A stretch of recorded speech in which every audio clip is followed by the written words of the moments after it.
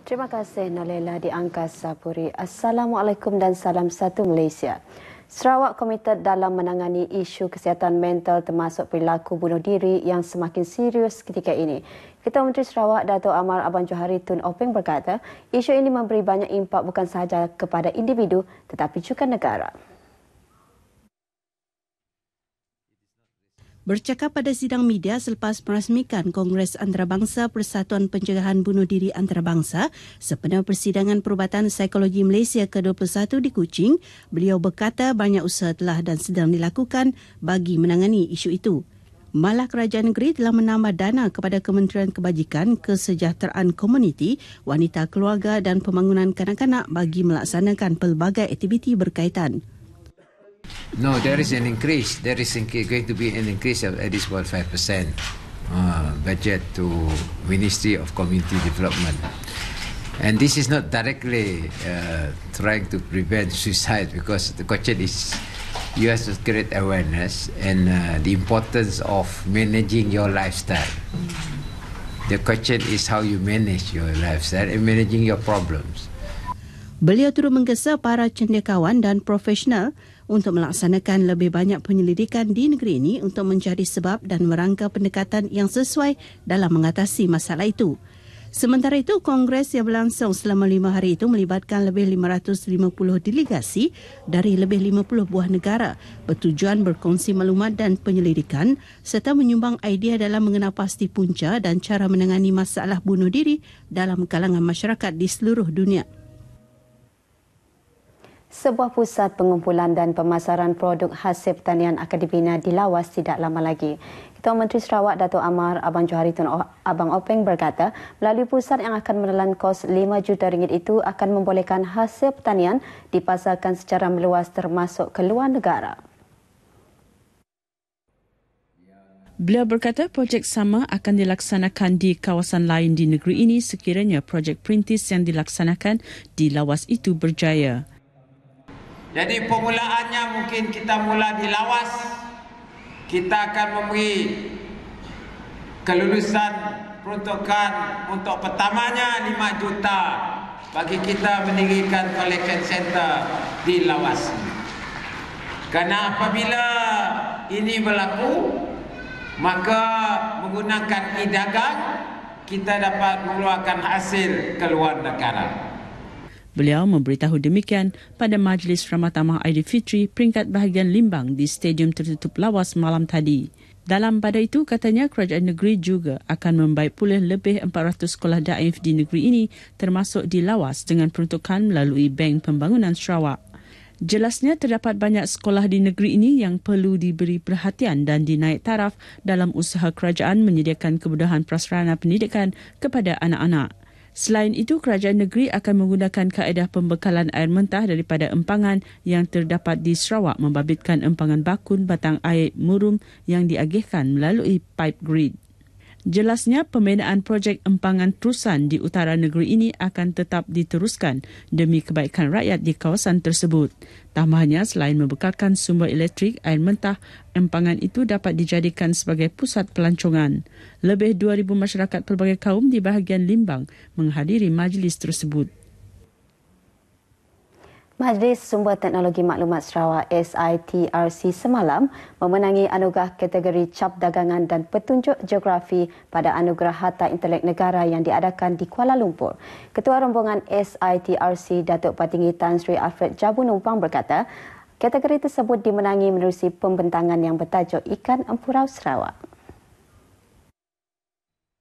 Pembentangan itu mengetengahkan hasil penyelidikan dan kajian mengenai langkah-langkah pemeliharaan spesies ikan empurau, memandangkan spesies tersebut semakin terancam dan perlu dilindungi.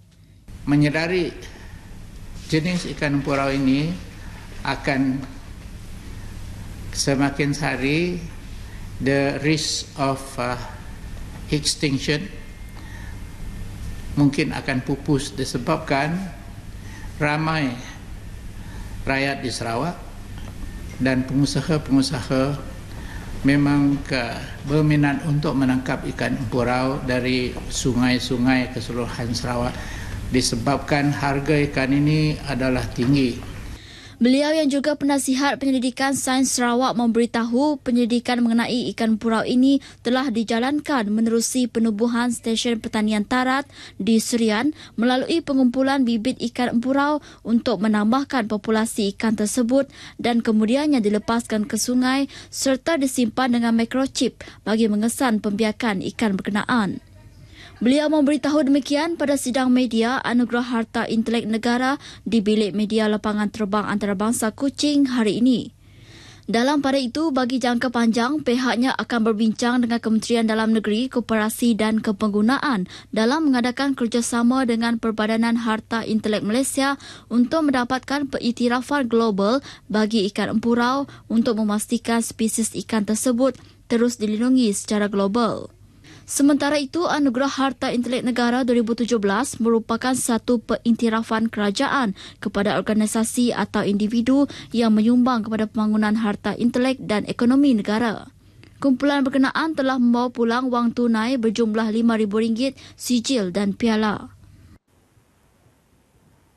Polis Padawan hari ini melupuskan barang kes perjudian bernilai RM268,000 melibatkan tangkapan kes bermula 2014 hingga 2016. Timbalan Ketua Polis Daerah Padawan DSP Mervin Lisa berkata barang kes itu melibatkan 326 unit komputer dan 7 mesin simulator untuk judi ikan. Daripada 19 IP yang dibuka yang telah kita tuduh, okay. Ingin saya highlightkan di sini di mana pihak polis telah menahan sejumlah 23 lelaki, dua perempuan, iaitu yang kita consider sebagai yang menjalankan, yang running the business, dan juga serta 25 pelanggan yang kita syaki terlibat di dalam perjudian ini. Kesemua tahanan telah dituduh di mahkamah dan didapati bersalah. Kes disiasat di bawah Seksyen 4B-A Akta Rumah Judi Terbuka 1953 dan jika sabit kesalahan boleh didenda tidak melebihi RM20,000 atau penjara tidak melebihi 5 tahun. DSP Mervin bercakap pada sidang media di Ibu Pejabat Polis Daerah Padawan di Siburan.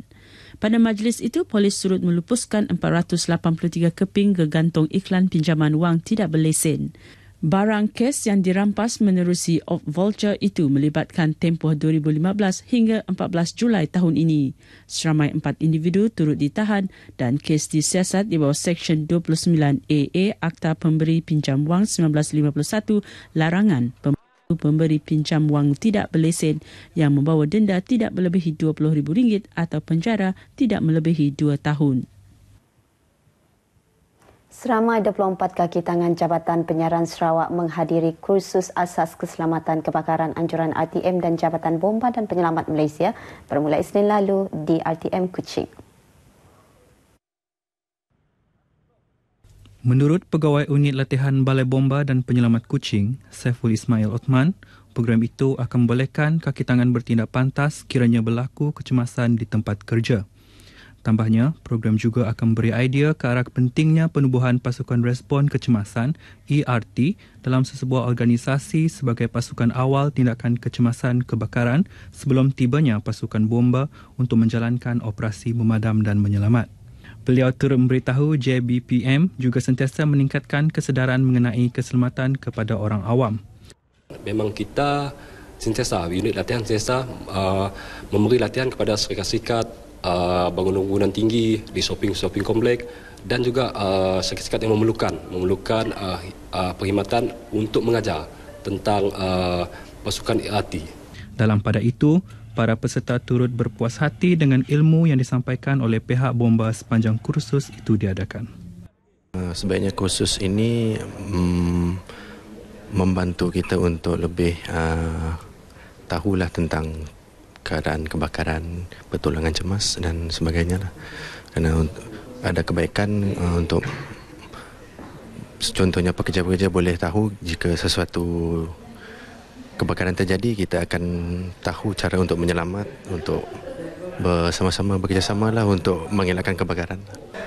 Kebaikan yang kita dapat, kita akan sentiasa berwaspada dan tidak mudah panik apabila berlaku kecemasan, dan dalam masa yang sama kita akan mendapat ilmu supaya lebih mudah membantu rakan-rakan di tempat kerja.